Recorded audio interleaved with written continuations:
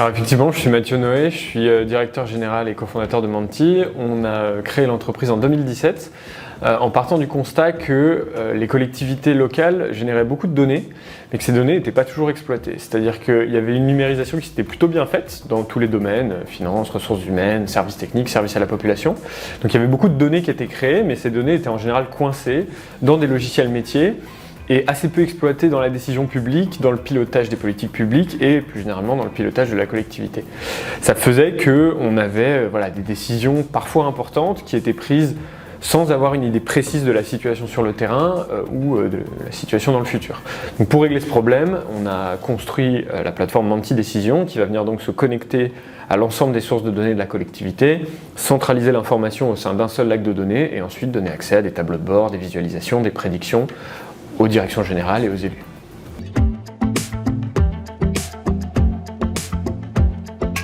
Plus particulièrement, les ressources humaines, c'est vraiment un des domaines clés évidemment de la gestion d'une collectivité.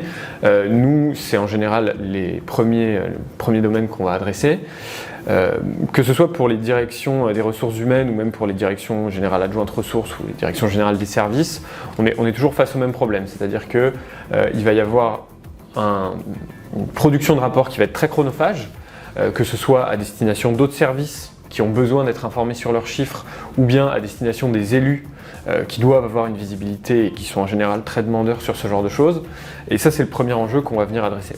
Le gain de temps, l'automatisation à la construction de rapports et le fait d'être plus transparent vis-à-vis des élus et vis-à-vis des autres services. Ensuite, un deuxième enjeu qui est assez clé également, ça va être le fait d'être serein vis-à-vis de ses propres chiffres et du pilotage de sa collectivité.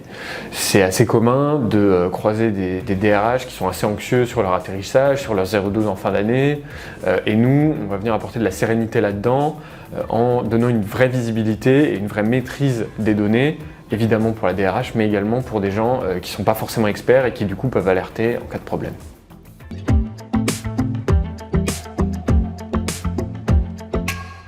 On a le volet suivi, on va dire temps réel, donc qui donne un panorama de la situation dans une collectivité. Donc là, on va retrouver tous les indicateurs classiques, le suivi de la masse salariale, de l'absentéisme, des heures supplémentaires, des carrières, des effectifs.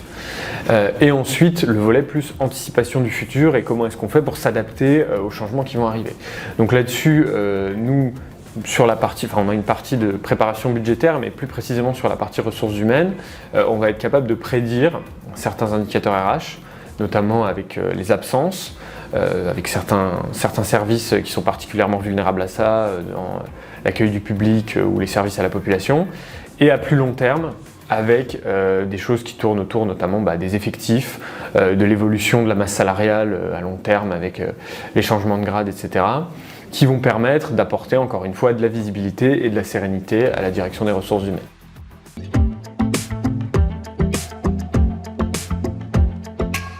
Nous, on a vraiment au cœur de notre mission le fait de fournir des outils pour que les collectivités locales puissent remplir leur mission de service public. Et pour nous, c'est important que les fonctionnaires, les décideurs publics aient des outils qui soient au niveau des décisions qu'ils vont prendre et au niveau par rapport à ce qu'ils pourraient trouver dans le privé. Et pour nous, c'est vraiment important de se dire on va améliorer leur quotidien, on va supprimer des tâches chronophages et peu gratifiantes de leur mission pour qu'ils puissent se concentrer sur des tâches à plus haute valeur ajoutée et plus simplement leur mission de service public. La plateforme permet également, dans une démarche d'employabilité, de responsabiliser en fait les directions de services, les gestionnaires. Ça leur permet de leur donner la visibilité sur leurs chiffres et les leviers sur lesquels ils peuvent agir.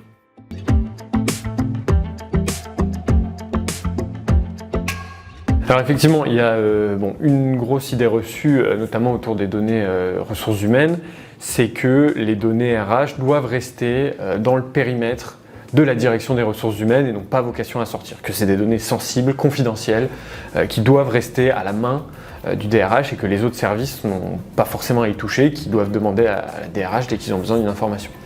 Évidemment, si on reste dans ce schéma-là, on se retrouve avec, encore une fois, des problèmes de délai, du manque de transparence, le fait que les gens se désintéressent de la matière RH et ne sont pas vraiment conscients des leviers qu'ils ont.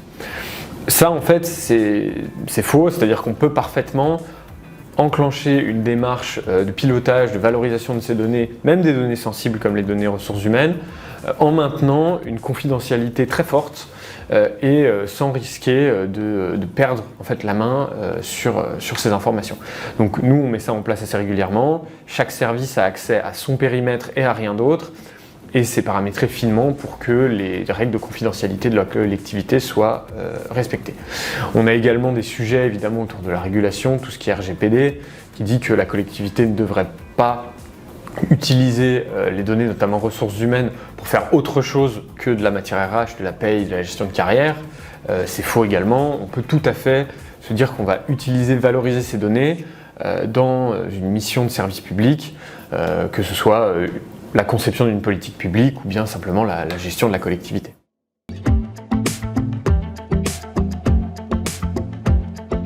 Alors c'est un petit peu tôt, mais effectivement on est en train de concevoir un module de gestion des risques, et notamment de gestion des risques RH, avec notre partenaire Reliance. L'idée étant vraiment de faire un cercle complet autour du risque RH. L'idée, donc vous avez par exemple sur la plateforme Menti aujourd'hui du suivi d'absentéisme, vous l'aurez toujours. L'idée avec le module de risk management, c'est de vous apporter une prédiction autour de ça, c'est-à-dire voir, ok, mon absentéisme, c'est ça aujourd'hui, qu'est-ce que ce sera demain? Des alertes qui viendront vous dire proactivement si un seuil est dépassé ou si l'absentéisme risque de dépasser un seuil, par exemple, qui met en danger le fait de pouvoir délivrer le service public. Et ensuite, potentiellement, qui viendra vous proposer une action ou une solution. Une fois que la solution est implémentée, vous pourrez suivre toujours dans la même plateforme la bonne implémentation de cette solution et l'évolution de l'indicateur qui devrait du coup évoluer dans le bon sens.